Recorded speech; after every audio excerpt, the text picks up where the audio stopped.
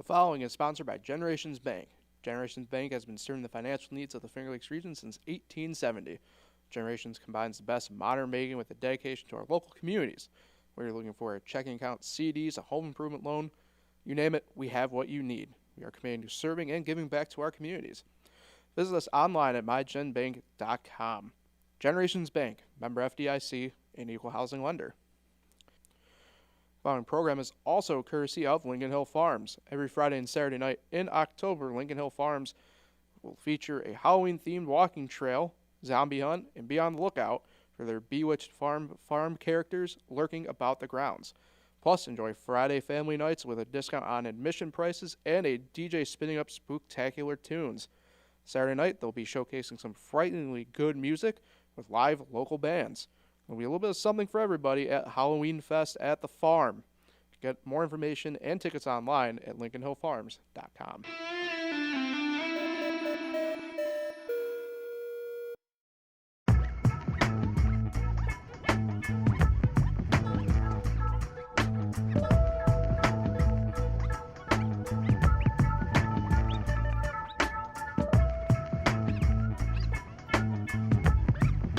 Hello, everybody. Welcome into Fresh Takes with Russo and Felice here on FingerLakes1.com. Paul Russo, as always, Nick Felice. Nick, how you doing today? Tuesday, not hump day. Recording Tuesday, Tuesday, but premiering Wednesday. yeah. Yeah, so this is on Wednesday. Man, what a game last night. The Orioles got swept. Oh, jeez. Calling a weird shot that might come back as a freezing cold take. But yeah, good day. A lot of, I'm going to save my shout-outs for later. I was going to give a shout-out right now, but I'll save it for later. That's the point of the show. Traditions, yeah. Tradition. But, yeah, doing good. How are you? Good. Can't complain. Yeah, we're recording on Tuesday. This will go live on Wednesday, so when you see it, it's normal time. No worries. But, yeah, Nick, you have a big day ahead of you on Wednesday, so that's why we're convening today as you go cover the sectional golf tournament. Yeah, qualifying. It's like the league championship, but it's also yes. No, but it's both. It's the league championship, but it's also sectional qualifying. Gotcha. Okay. And for next spring, so this is I'm pretty sure this is the end. I'm almost certain this is the end of the fall season. So this is the last hurrah of the fall golf season. Gotcha. A lot of Finger Lakes schools going at it, and so does Bay Heights Golf Club. Never been there before, but we'll be there tomorrow. All right. But today. You get the point. Yeah, I pick out what you're putting down there. So, yeah, we'll obviously cover our NFL stuff today, NCAA, and we'll talk a little bit of puck, NHL, because it starts, obviously recording-wise tonight, but, it's opening week for the NHL. It was a great game. The rookie Bedard. He had a great game last night. Bedard, by the way. We just messed it up. Shout out Eric. Bedard, yeah. Great game last night. God, enough of the predictions. Yeah. All right, NFL, let's hop right into it. Interesting weekend. Don't know if we necessarily learned anything, but let's start, I guess, Thursday night with my Commanders, because did you anticipate the Bears doing that? Because I sure didn't. Justin Fields had a day, but DJ Moore, if you had to play him in fantasy this week, like I did in one league, it was pain. It was pain. Roll the tape. Wow.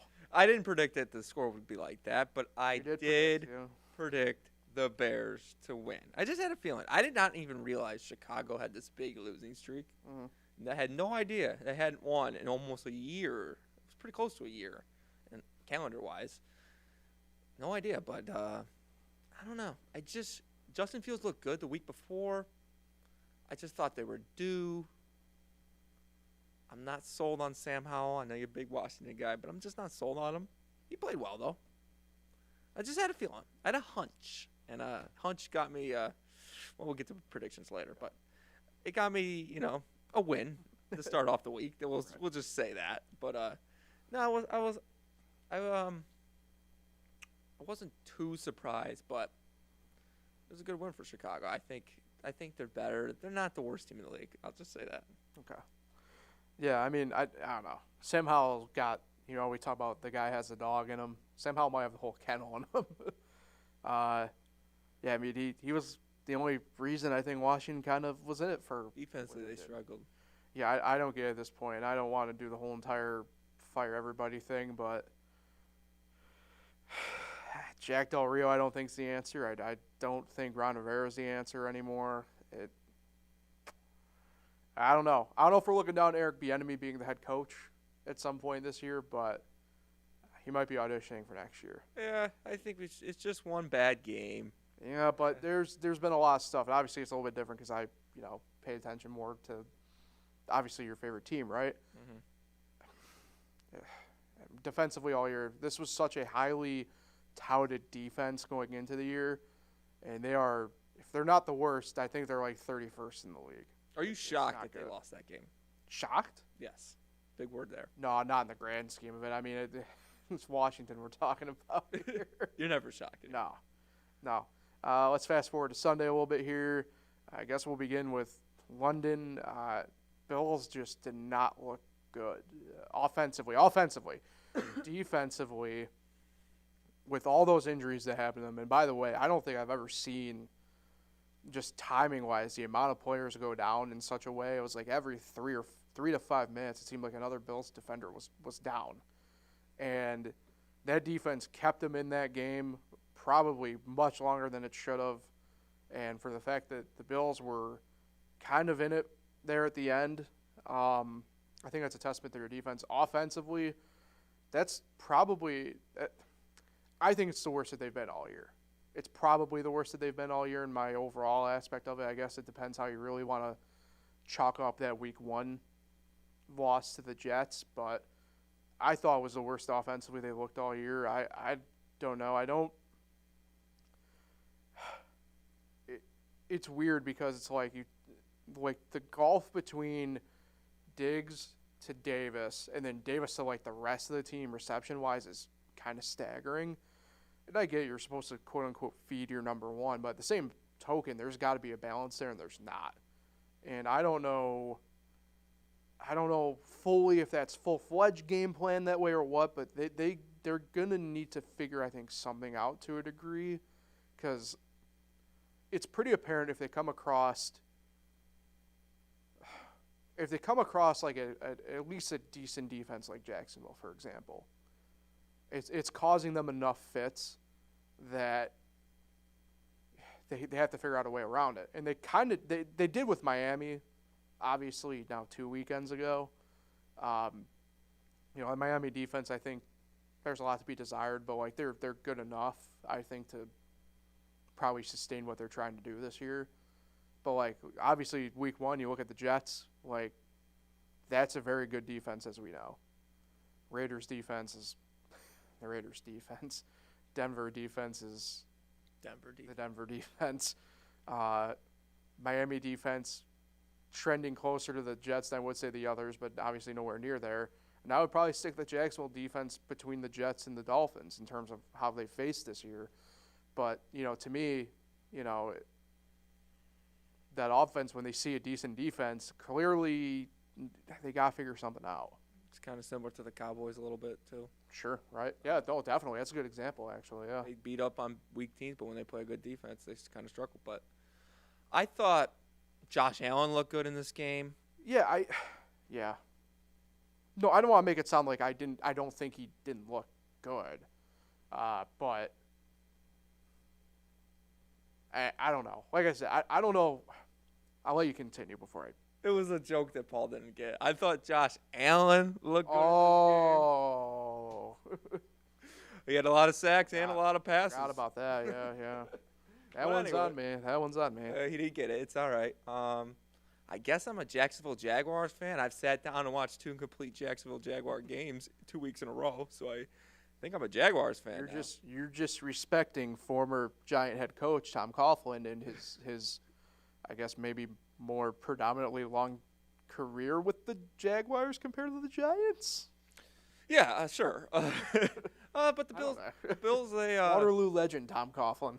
The Bills played catch up in this game. That's just not a great formula for success. It's going to be hard to come back when you're just playing from behind the whole game. But I'm not going to take the injury excuses. Sure, the Bills have had a lot more injuries, A lot more key injuries than a lot of teams this year. Right. But injuries is just an excuse. But one excuse I will ride with the Bills here is the travel excuse. Like, why did Jacksonville get to have a chance? I think Bills should have left a little earlier than Friday. Well, and that's what I was going to say to that. It was kind of unfair that they got a whole week to get used to the time zone, jet lag is gone, and just being there in general, just well rested, comfortable. Wasn't the same field, but right, it wasn't the same field. I think it was a different field. Yeah, they played at Wembley 2 weekends ago, and this past weekend was Tottenham Hotspur. Yeah. But anyway, they were there. The Bills just showed up and looked sleepy in that first quarter. You can't argue that. Yeah, I mean, that's where I'm going to agree with you is they probably should have left. I mean, I don't know. It's tough, right? Because I don't know what you exactly outright travel plan from Sunday at 4 o'clock. But, like, Baltimore, they play Tennessee in London this week. And they left, I believe, I want to say, because obviously we're recording Tuesday, I think they left this morning on Tuesday. Wow. So they already left. I believe, yeah. Tennessee? I think the turnaround was something like that. And I don't know Tennessee's. I just know because of the slaughtering that the Saints gave to the Patriots. They swapped games over. That was one of the last kind of things they were talking about in the game. Why did the Bills leave so late? I don't know. See, it's tough. I mean, it's not the Jaguars, and this is where I do agree on the league situation. But, like, I don't like how I've seen some people be like, well, the Jaguars, like, that's on them for, like, if you're them, you're obviously going to stay the week over there. Like, it's not, quote unquote, their fault that they had the back-to-back that way. And it was definitely a Bills home game, it felt like. A lot more Bills fans there than Jags. Yeah, so I don't know. It's interesting because I don't know if I take the full-fledged the London game thing has run its course, but like I think it's jumped the shark in a way. Like I'm kind of am over it a little bit. I don't and this is the part I don't necessarily agree with people. Like somebody was just like shared a photo and was just like all these games and there's never any of just like outright one team there who's like got the overwhelming support. It's always just a bunch of every team's jersey there. I'm like, yeah, that's the purpose of these games. Like, and he talked about how like of a failure it is. Like, if that's the case, then the Super Bowl's a failure every year. Like, I don't want to be that guy, but like, sure, there's predominantly in that situation, right, more people there for each team. But like at the Super Bowl, you're gonna come across every jersey there. Like, that's just the way it is. And also, I don't know who said that, but it's also they're not in Buffalo. Or in Jacksonville. The reason there's more Bills fans at a Buffalo game is because it's in Buffalo. Right. They're not going to be – London is just not going to have a gazillion Bills fans. It's not like the Bills – It's not like the Bills went from Orchard Park to Batavia this week. No. No, you put the Bills home game in Texas, you're not going to have a stadium full of Bills fans. I mean, it's possible a little bit, but yeah. But it's just like there's tons of Bills fans because of the season tickets and – also, the place is loaded with Bills fans. Yeah, the city. That's why. That's a terrible reason. It was a bad take, I thought. Yeah. Awful. But yeah, I mean, I don't know.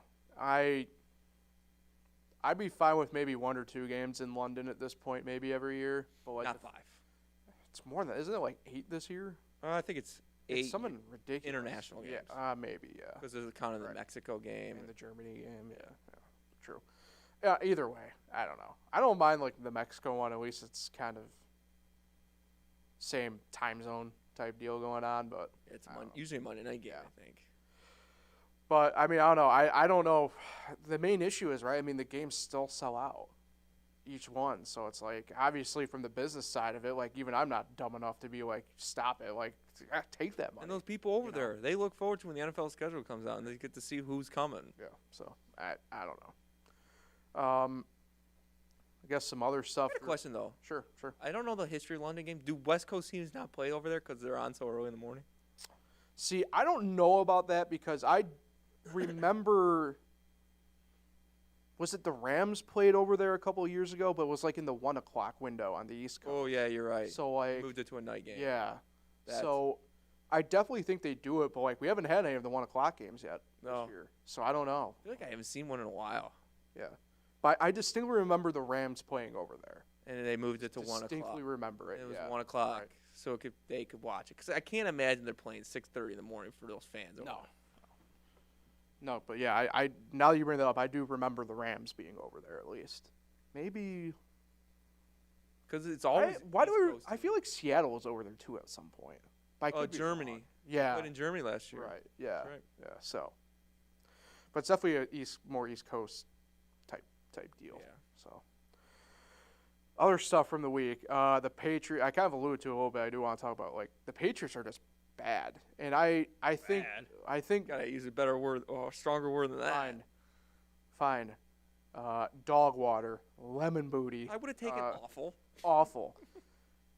I go back to something though I brought up last week, and Mac Jones definitely deserves some fault, but like my God, is that like their offense is just bad? Like wide receivers aren't good, and like none of them are like healthy this week either. None of them played like the full game for the most part. But, like, the amount of dropped passes I saw from guys on the Patriots this week was, like, mind-blowing. So, like, don't get me wrong, like, I think Mac does have some faults. Like, I don't know if he's the guy for the future there. Like, I doubt it. If you're wondering if he is the guy, he probably isn't the guy. But, like, the amount of people were kind of just like, yeah, we told you, like, Mac was bad. I'm like, look at the people around him, too. Like, it's not – it's the same thing, like, the people right now talking about how, like the Giants are getting showed why they should have paid Daniel Jones. I'm like, no, their line is bad. Like they don't have like good enough weapons. Like, right? Like it's just not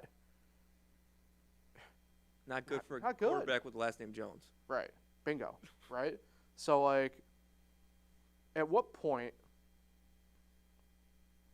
do we actually start pointing the finger at Bill Belichick? At Belichick, or maybe because he's both in this situation, okay, do we do it more at Robert Kraft, who, as an owner, he has to take some sort of responsibility in this. He allowed this to happen, right?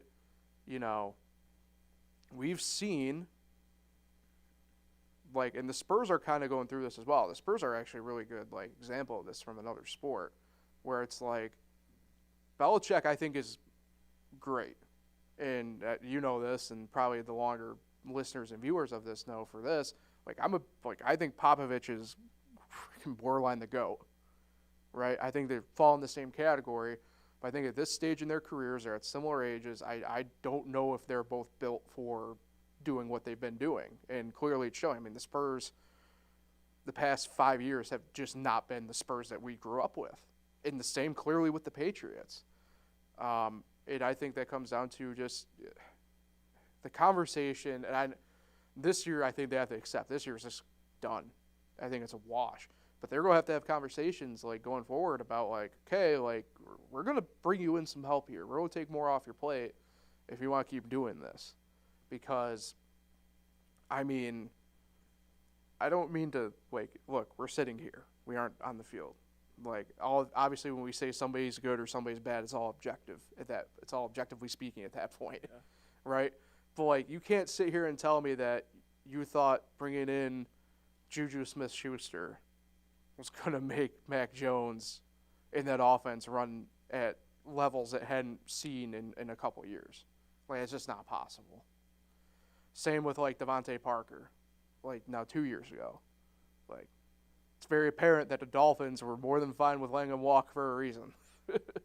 So, I don't know, but this is – and don't get me wrong, I'm going to do like victory lap, like, haha, we're out of the Patriots now officially, like, haha. But, like, at the same token, it's like, damn, like, they're bad. Yeah, well, not scoring a point in 2 consecutive games is not good. And it's, 3 across the last 3 or something like that? Like, But this is a Patriots team that did make the playoffs 2 years ago. Right.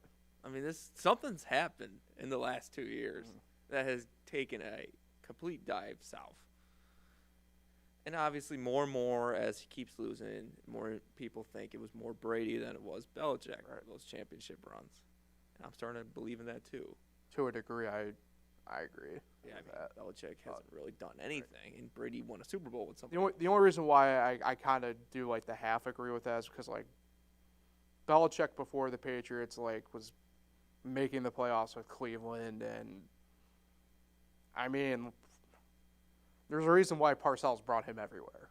You know what I mean? Like, he can't be that average. We'll never go to where people say Belichick's not a good coach. That's right.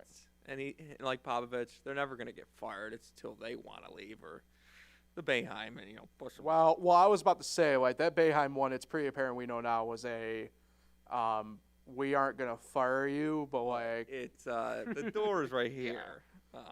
Which might happen with Belichick. I think that's how it would go down.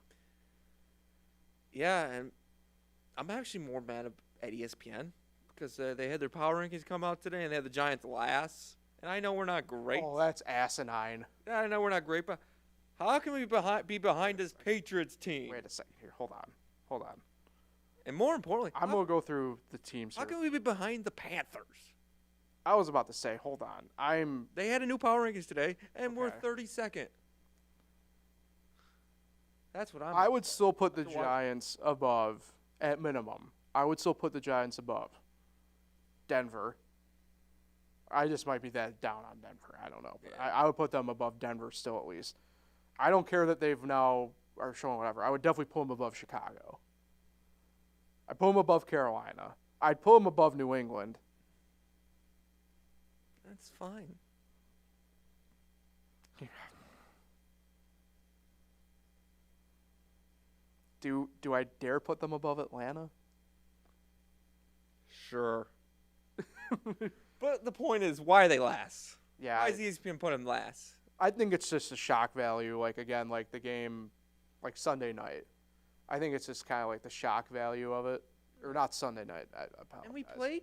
I think it's just kind of that shock value of, damn, they went out there again and just got absolutely smoked. But we played Miami tough for a little bit there. Yeah, like that's the thing with it. Like we didn't get the score doesn't look great, but and I go back to this. Like the Giants clearly need to invest in my mind. I know you might disagree a little bit here.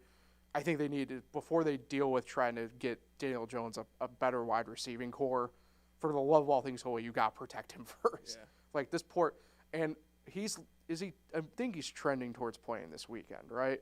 Yeah. Like, my God, the fact that it took him like this long to get banged up is like a miracle in my mind. How would you feel knowing that you're gonna get absolutely smashed?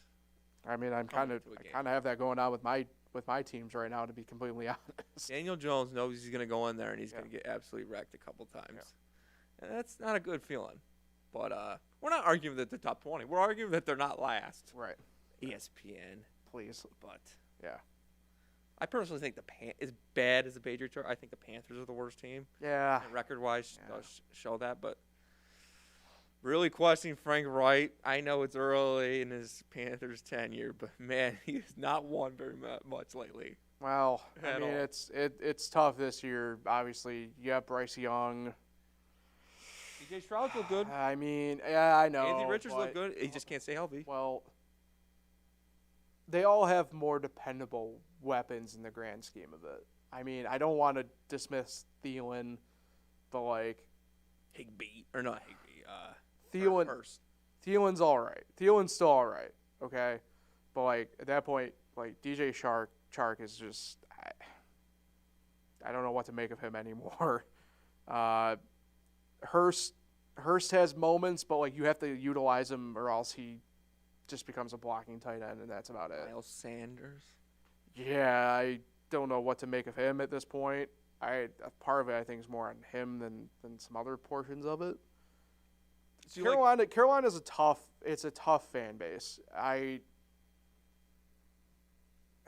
know from not experience in this sense, but like my ties to that area kind of have me plugged in more so than I probably would be with a different team, like say if they were in Tennessee, for example.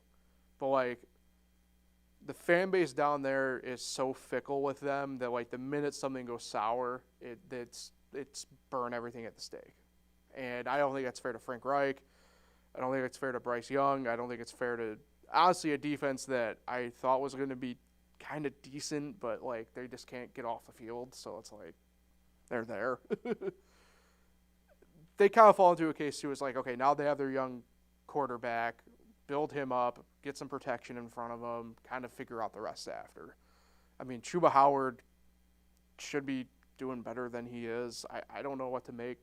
I think Carolina has the pieces to go forward. It's just that I think they kind of just, once they got Bryce Young this offseason, kind of were just like, let's just see what we got this year, which you can't do. You just can't. And on the flip side of that, you go from Christian McCaffrey in Carolina to now the man in San Francisco. And I personally think the Niners, that team's a juggernaut, is just loaded all around. Yeah. The Eagles are loaded, but the Niners are really loaded. Yeah. And I know the Eagles beat them last year in the NFC Championship game, but you can improve from year to year without changing personnel or players, whatever you want to call it. You can improve, and I think they keep improving. Brock Purdy's improving. Christian McCaffrey, even his point in his career, continues to improve. They're just loaded, and the Cowboys looked outclassed. Yeah, they looked outclassed the other night. Yeah, I mean, I think my main takeaway from that game is just it's very apparent it's San Fran, and then it's Philly, and then this is where I just do the rest of the league because I don't think the AFC at this point is anywhere near as good as those other two teams.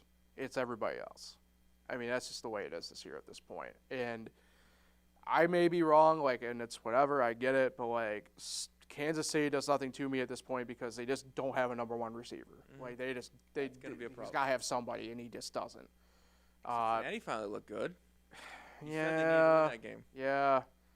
I'm not sold on them, though. They're still, I mean, T. Higgins is banged up. Who knows what the hell's going to, whether Jamar is going to be happy at this point going forward all the time. Buffalo very clearly has its pitfalls, as we've seen at this point.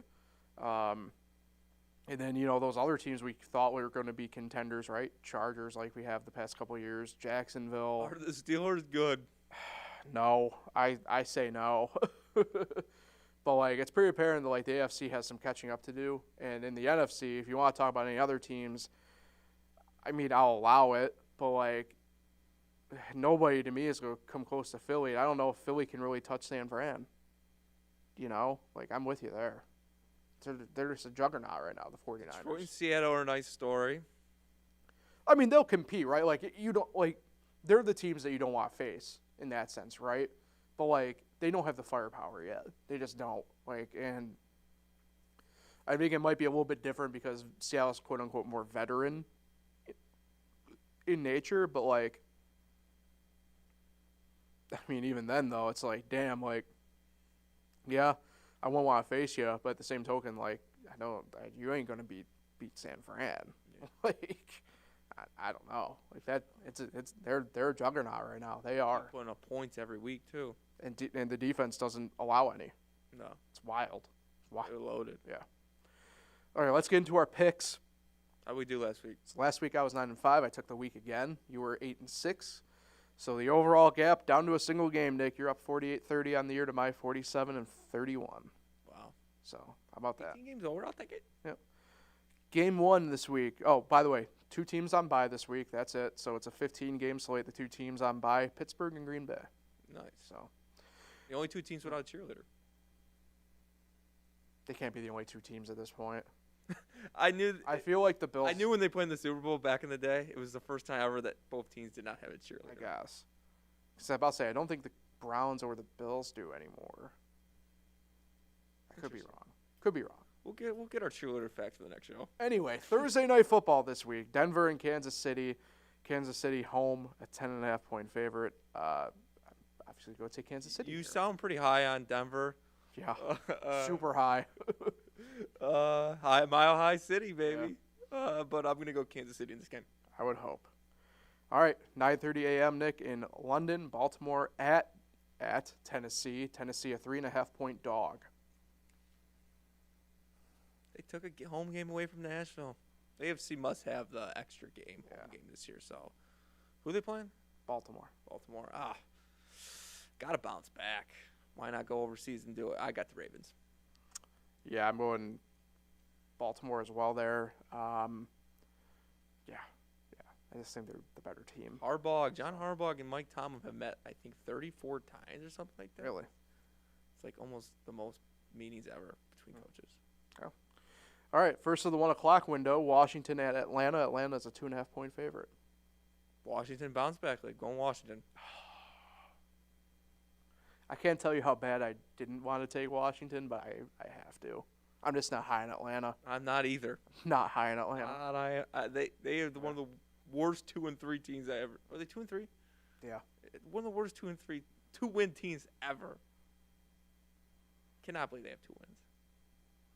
All right, so Minnesota at Chicago. Chicago a 2.5-point dog at home. Minnesota has to win this one. I'm going Vikings. Same. I'm going Minnesota as well. In theory, they're the better team. It'll be interesting, though. Will they have Justin Jefferson? True.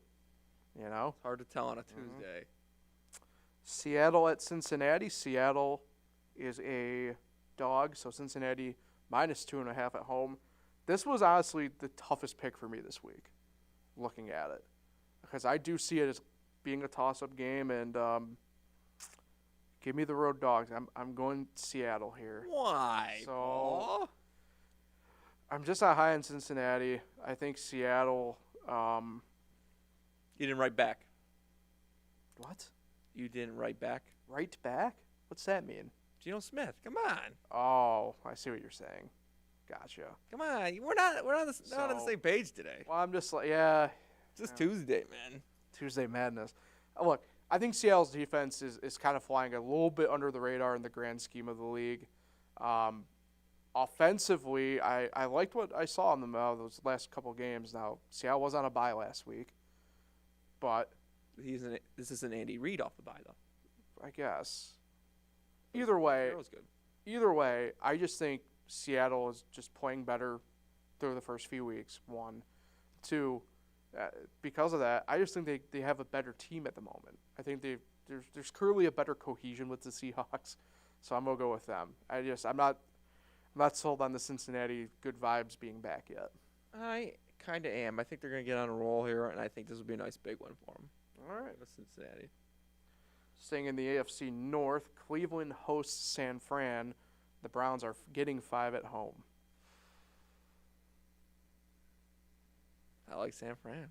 I mean, I want to say something nice about Cleveland, but this game's going to be tough for them. I'll say something nice about Cleveland. They have a dog as their mascot. That is nice. Who doesn't like a dog? I mean, I know you don't really, but, you know. Cat people. I don't know. San Fran, though. New Orleans at Houston. Houston getting 1.5 at home. I'm kind of surprised the line is that small, but I'm going New Orleans here. This one's tough. Really? Houston has played well. They have. They lost to Atlanta, didn't they? Mm-hmm. So Atlanta's 3-2. Oh, yeah. They lost that game. New Orleans defense is tough, so I'm going to go with the Saints. All right. Indianapolis at Jacksonville. Jacksonville, 4-point favorite. I like Gardner Minshew and the Colts. Really? They're finally coming back. Don't forget, just because you got rid of jet lag over in London doesn't mean the jet lag comes back. That's true. They probably got here yesterday or whatever, but Gardner Minshew, man, you can't go against the stash. I think they're going to get a big upset here. So you're saying Gardner Minshew revenge game? That's true. I forgot about that, yeah. I'm going with, George is vocal today. I'm going, though, I got to go Jacksonville. I'm a Gardner guy, but, like, Anthony Richardson provides a different flair when he's out on the field for that team. And, you know, Indy at this expecting a bigger impact out of Jonathan Taylor? Well, my main thing with Indy kind of goes in that frame, right? Is like Taylor they couldn't get going really with Taylor last week. Indy is such a confusing team to me. I feel like they should be better, but they aren't. Like, I don't know. But I think at the end of the day, I just think Jacksonville, they're kind of riding high off that win. 2 wins. Well, mainly against Buffalo, right? But like that defense, like the Jacksonville defense, I think it's maybe not quite back to Saxonville type level, but it's good enough that if that offense continues to play kind of constipated the way it has been, keeps them in it. So I'm going Jacksonville, I think. Yeah. So you're going Indy, though. It's interesting. They haven't won much over in America, though, Jacksonville. Fair enough. Carolina at Miami. Miami, a 13.5-point favorite at home. I'm going, obviously, with Miami. I don't know about 13.5, but I can see it. I'm taking Miami. All right. The 4 o'clock window begins with a lone kickoff at 4:05, Nick. New England at Vegas. Vegas, 3-point favorites. I got to go Vegas. Same. Vegas kind of a sneaky. Maybe have a good start here. Yeah. I mean, I don't think they're all that bad anyway. I mean, defensively they're bad, but like offensively they're Crosby's bad, good, yeah. though. Crosby's a menace. That dude is scary. That's really it. Yes. 4:25 window, Detroit at Tampa Bay. Detroit, 3-point favorites. I'm going the Lions. Even though I'm high on Tampa Bay, probably more so than other people, but I'm going the Lions here. I think this is going to be a setback for the Lions. I think I'm going Tampa Bay. Home dog. Off the bye. East Coast late game as well. So, how about that? Arizona at the Rams. Rams 6.5-point favorites. There was a part of me that did want to take the Cardinals here, but I just think the Rams are a lot better than the record shows. Yeah, a little bit, but I don't know. But I still think the Rams, although it's interesting, for obviously when this premieres, it will be known, but Van Jefferson got traded. So. Where'd he go? Atlanta. But, I mean, they weren't really, I guess, utilizing him like they have in years past, obviously with Puka Nacua. So, but I don't know. The Rams got a nice little thing going on, so I'm rolling with the Rams. Cup's back. Yeah. Puka Nacua is a star. Higbee. Todd Gurley. I got the Rams. John Isner. Shout out John Isner, retired tennis player now. All right. Philly at the Jets. Jets are a 6.5-point dog at home. Philly's at the Jets. Jalen Hurts versus Aaron Rodgers. Going Philly. Except it's Jalen Hurts versus Zach Wilson. So. You a little disappointed Taylor Swift didn't show up? Nah. Who cares? I'm going Philly. That's not the purpose of this portion of the program, Nick. Philly. Sunday Night Football. Giants at the Bills. The biggest line of the week. Bills -14. Wow. I'm going to take Buffalo here, Nick. I'm sorry. I like the Giants +14 a lot. Sure. I might tease it to 14.5, save 2 touchdowns, but I'm taking the Bills. All right, and then Monday night, Dallas at the Chargers. Chargers are getting 2.5 at home. I like the Chargers a lot in this game. Damn it. I was hoping you'd take Dallas here because I, too, am taking the Chargers. You were hoping I would do what? You would take Dallas. Yeah, it doesn't happen much in this program. No, it does not. All right. Those are our picks. See how it happens at next week. See if you expand your lead, you keep it the same, or am I tied or even in front of you? A lot at stake. Yep. All right, let's talk about this terrible college football league. Well, how about the Red River rivalry? Quick. That was a fun game. That's one of those that's what makes college football type games. Yeah. And it was nice because it kind of deviated away from the beginning of the Syracuse game for me a little bit because I was going back and forth between the start of the Cuse game and that game because it was going long. But what a fun game. The last in the Big 12 before it moves to the SEC. But like I said, that's a game that just makes college football. That was just classic. Two teams that obviously hate each other and smash mouth. They were going at it for the whole game, and it was just awesome to watch. Yeah, you love watching Baker Mayfield take on Matthew McConaughey. Do you? Pat McAfee was at the game. Game day was there. Yep. I would assume. Yep. So game day was. Did not get a chance to watch it in the morning, but Yeah, it's a great rivalry. Oklahoma seems to win more. I don't know what the It's 500. They're evened up now. Yeah. They have to have won more lately. Texas has been. I don't know about lately, but since I forget what it is, 59 maybe, 1959, it's 500. Wow. Yeah. That's pretty impressive. Yeah. Yeah, that's crazy. But is at the time at 3:00 on Saturday, I was very excited because I thought it was a nice win for Notre Dame's help. Mm-hmm. Get Texas lost. True. Hopefully Oklahoma could lose later.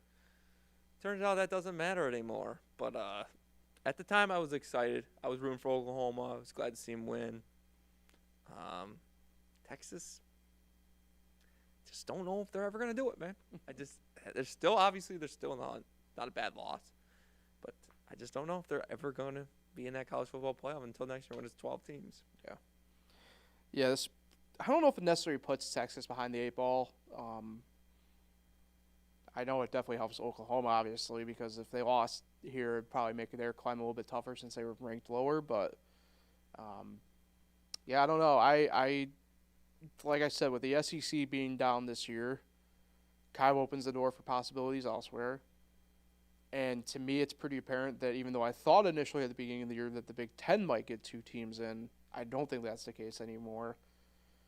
We have a legitimate shot of looking at potentially 2 teams from the Big 12 or 2 teams from the Pac-12 getting in. Yeah. Because I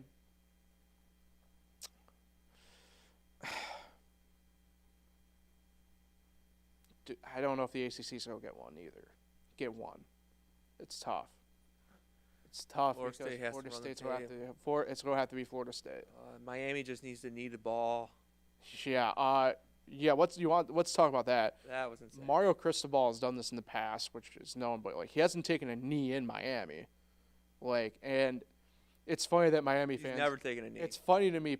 Yes, they have the numbers to back that up. It's funny to me that Miami fans are complaining about ACC refs screwing them over when the refs weren't the ones who really blew that for you at the end of the day. But usually the refs just assume victory formation occurs. Right, and I mean that's the thing, right? Is how did they just not knee it? That's just stupid. It's wild to me that a coach at that level just doesn't have the wherewithal. And I get running it maybe on the first couple because of the timeout situation for Georgia Tech. But after they burned them all, knee, it's not that difficult. It's okay. But in my mind, that literally kills any shot that they thought that they had at, honestly, probably the ACC championship game too. Let alone the playoff, but the championship game for the ACC. I think the closest comparison you can get to that in sports is in bocce. Oh, really? When you have won I'm intrigued by this one. Go ahead. You've won the game. Okay. And you have 1 or 2. You have balls remaining while the other team doesn't. You've already scored your winning point. All you gotta do is drop your ball, but you roll it anyway. You knock it out. I think that's the closest you get. Just do victory formation. Okay. That's the closest. That's the closest comparison. I will take your word for it there because I wasn't sure where you were going necessarily right away, but I understand it now that you've kind of explained it a little bit. Yeah, sure. So if you're a bocce, you have 1 ball left. The game is over. All you have to do is drop your ball and shake the person's hand. But instead, you roll it, and it knocks out the game, the ball or your ball out of the way. Right. And it goes close to the other team ball. Okay, I'm gonna take the reins back here. Yeah, not a bocce guy. I get it. Syracuse got the Wii kicked out of them.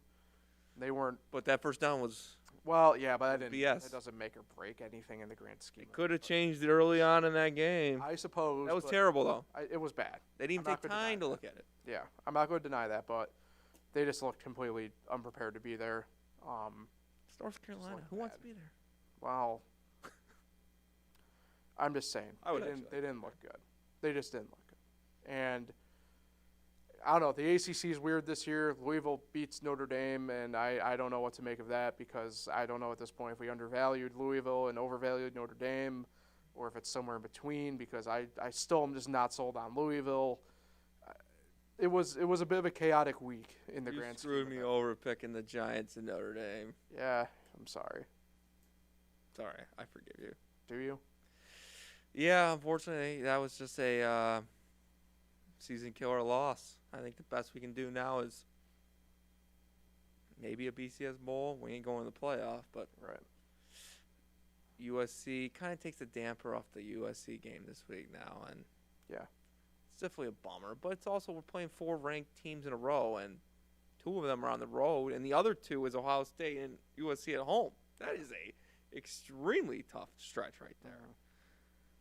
And there's a chance they can go 3-1 in that stretch. But in college football, you got to really win most of your games, and it's a tough loss. And they're not going to be playing for the college football championship this year. So we'll be back next year. It's not over. Not blaming anything on Marcus Freeman. I think he's still done a great job there. And fortunately, I think Dino could be in the last few games as the coach at Syracuse. Yeah, I don't know at this point with that. Remains to be seen. The leash, I think, has gone away from the owner, and I think he's going to be going off. Okay. Well, speaking of going off, my picks last week, 1-4, not good. 2 weeks in a row. Yeah. I'm still above 500, 19, 17, and 1. So. Big week for you. Yeah, my picks for the week: Fresno State at Utah State. I'm taking Fresno State -6, Friday night game in the Mountain West. Weekend there. We head to the Sun Belt in return of a favorite after they had an off week. Georgia Southern at James Madison. I'm taking the Dukes -3.5. We head to the MAC, where I once again ride Toledo. They're -17 at Ball State this week. Taking the Rockets.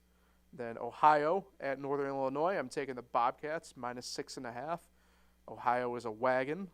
And then my last game in the SEC, Missouri at Kentucky. I'm taking Missouri +2.5 in that game. So a lot of road warrior for me this week, but that's what I'm riding with. I know you like your weekend picks, but who do you like? You like Tuesday Night Football tonight? Oh, we got some Sun Belt. So the people of the future on Wednesday will know that yesterday and Tuesday was the beginning of some true midweek awesomeness going on. Fun Belt getting it going this year with the CUSA before we get to November when the MACtion fully hits. I love it. Love it. Action every night of the week. Yeah, man. Can't beat it. All right, so speaking of action every night of the week. Sure. I was about to say before we get out here, NHL. How you feel about this year for your Rangers, Nick? Can only go up because last year's postseason run was very disappointing. We'll see. New coach. New look, but it's a lot of similar players. I mean, just got to – the thing with hockey, you just got to get into the playoffs and you got a shot and get hot at the right time. I think that's most of the point of it. But clearly, I mean, Boston Bruins, great – one of the best regular seasons. I think it was the best regular season of all time. So just proves you got to be hot at the right time. And just so happened Florida was hot at the right time last year. So really, I think the biggest storylines for me, though, not even my Rangers at all, I think is can Vegas continue their dominance, and will Buffalo finally make the playoffs? So, yeah, I was about to say Buffalo, I think, has a lot of that early season storyline. Can they live up to the hype? When's the last time they made it? 13 years ago. That's the longest. 2010. It's got to be the longest in sports. It's one of the longest ones. I know that.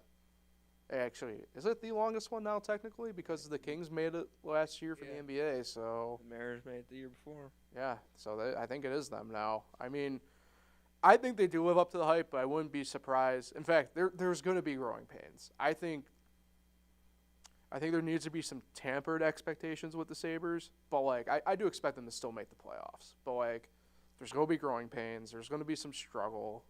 That's a good team that's young, though, still. And I suppose the real question of the matter is is Devin Levi the guy officially in net? Which I think you got to go with. I think Ukko-Pekka Luukkonen, I don't know if he's going to need a change of scenery, but things early on just haven't panned out well for him. Tage Thompson, young superstar. Right, I think Tage is legit. You got a bunch of guys like Cousins in there as well, Alex Tuck. obviously they lock up Rasmus Dahlin to anchor the defense and more or less be, I guess, the anchor of the team, really, to be fair. There's a bunch of guys there who have the experience now, and they're good enough that I think they at least cross that threshold to the playoffs this year. But like I said, I think, collectively the fan base, expect some growing pains here. That type of stuff happens. I'm intrigued to see, does Seattle continue, I think, their climb and ascension here. It's a team that, they brought pretty much everybody back. They're going to run it back the way it looks. And as long as they continue doing their job and doing their thing, I don't see why they wouldn't be able to stay contend with Vegas. West is interesting this year. I expect Colorado to, they're going to be pretty much healthy to get going the start of the year. I expect Colorado to be up there this year. Edmonton finally do something. Right. I mean, this is kind of like a make it or break it year for them in a sense, right? I mean, 2 best players in the league. Can they take the next step? There's a lot of interesting storylines. The East is kind of young this year, right? No pressure on the Lightning anymore. Well, for the most part. But, can they rebound? Can they get back to what they had been the past few years outside of last year? Do the Panthers have what it takes to do what they started last year? Can the Hurricanes kind of live up to the expectations that they have? Same with, the Devils. The Bruins, got younger by definition because of retirements. Can they continue the legacy that they have built? You mentioned the Rangers, right? Can they take that leap at this point as well for them? Pittsburgh and Washington missing it last year. Do they get back in at all? I would expect Pittsburgh to be honest. But, Detroit, they're young. They'll probably be a little bit better than they were last year. Obviously, we know the Blackhawks with Bedard. Can that happen? Can he lead them to the promised land? Probably not this year, but, I would expect some improvement. So, hockey's on an interesting year this year. I kind of like what we got going for the season so far. Thoughts on the triple header to start? I kind of like it. Same. Yeah, I don't know about the timing of it. 5:30 for the first puck drop is interesting. No, today, yeah. So today on Tuesday they're starting it. Yeah. Never heard of a 5:30 start for the season. It's kind of strange. So prediction: who do you got winning the Stanley Cup? Obviously the Devils. I think we both agree with that. I'm going to go with, I think they finally get it done, and I'm going to go Edmonton. Really? Over Boston gets there, and I think Boston loses. So I think Edmonton's finally going to get it done. Interesting. I'm going to go Carolina over Colorado. I think Carolina gets it, and I think Colorado bounces back. Big rally guy. Shout out to your shout out from last week. Yeah, her birthday's actually today, so. How about that? So. But, yeah, I think Carolina gets it done. I like the team they got. And run it one omission today. I think the Jets are close to the Sabres for the longest playoff drought. Got to be. The New York Jets? Yes. Oh, yeah, definitely. Yeah. Got to be around the same time. Yeah. I'm like, Winnipeg? Winnipeg makes it pretty consistently, but, All right, time to get to the big finish. Yep, that's all for today's episode. Appreciate everybody for tuning in. Like, share, subscribe, all the fun stuff. Nick, who are you shouting out that you teased at the beginning of the show? I know people aren't the biggest fan of my celebrity shout-outs, but... Really? Yeah, in the comments. But I'm going to double celebrity shout-out today. Shout out my boys. It is my sister's birthday today, but shout out Andrew McCutcheon and David Bednar. All right. David Bednar just had the honorary towel wave at the Steelers game the other day. Mm-hmm. Pittsburgh man, and A.J. Burnett was in the stands as well, so it was cool. A lot of Pirate connections. Shout out McCutcheon, the GOAT, and shout out Bednar, the closer GOAT. Mm-hmm. Pittsburgh boy through and through. So, appreciate everybody. We'll talk. Well, okay, that's true. By sticks. Anyway, appreciate everybody for tuning in. We'll talk again next Wednesday. Have a great week, everybody.